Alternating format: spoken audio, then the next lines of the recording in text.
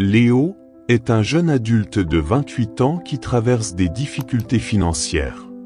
Récemment, il a perdu son emploi dans une start-up, et bien que sa famille lui ait toujours dit de gérer son argent, il se rend compte qu'il n'a jamais vraiment compris comment.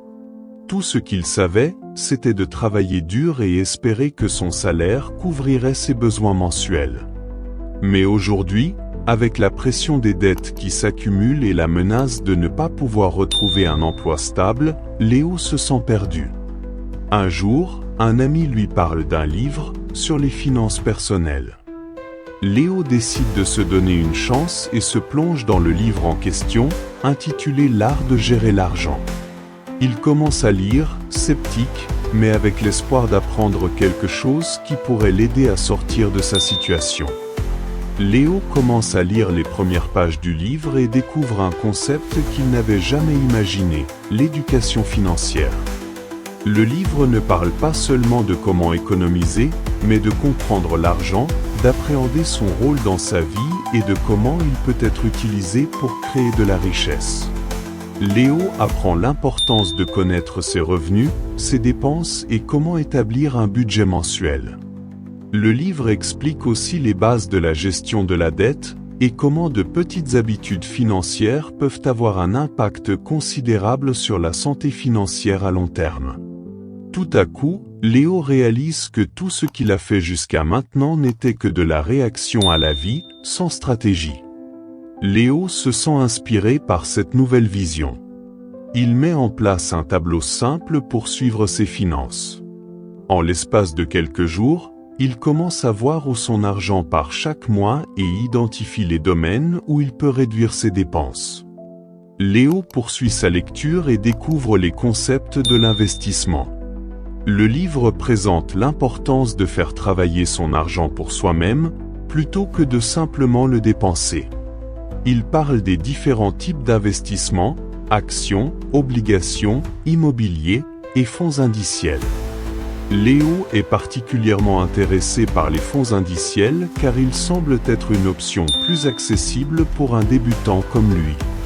Il comprend que l'idée n'est pas de devenir riche du jour au lendemain, mais d'avoir une stratégie à long terme, et que la clé réside dans la diversification et la gestion des risques.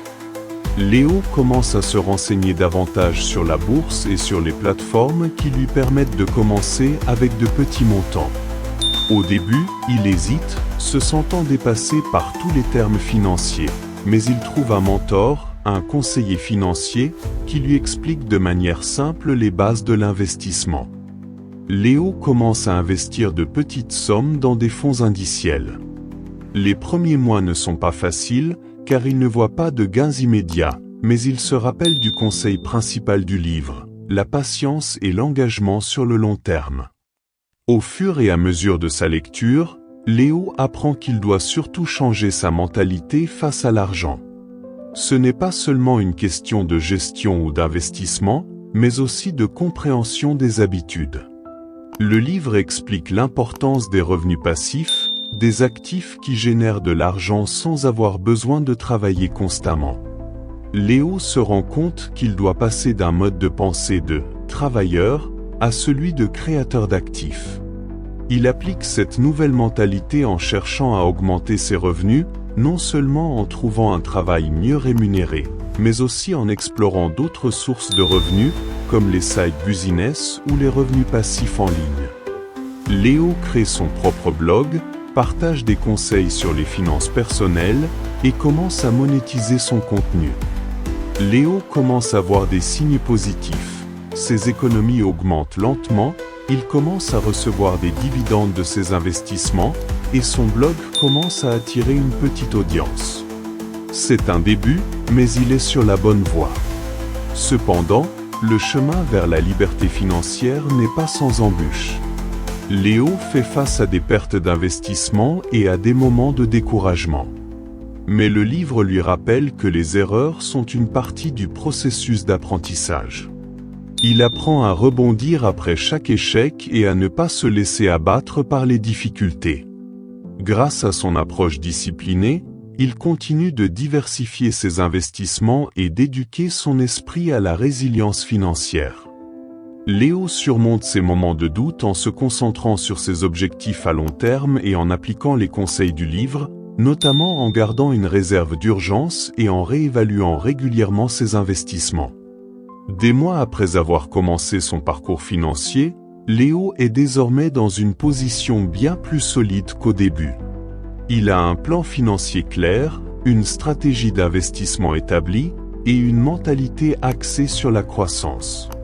Il a appris que l'argent n'est pas seulement un outil pour acheter des biens matériels, mais un moyen puissant pour atteindre la liberté, l'indépendance et la sécurité. Léo partage son histoire avec ses amis et les encourage à se plonger dans l'éducation financière. Il leur dit « Ce livre a changé ma vie, et j'espère que vous aussi, vous trouverez la voie de la liberté financière. »